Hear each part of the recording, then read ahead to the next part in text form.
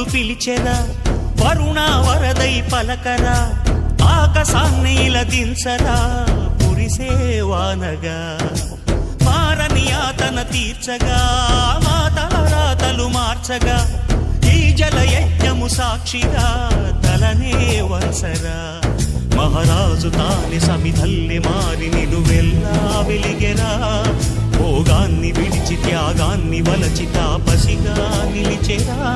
జనక్షేమమే తన సంకల్పముగా, తన ఊపిరి హోమజ్వాలలుగా, స్వర్గాన్నే శాసించెనురా, అమృతమును ఆహ్వానించెనురా.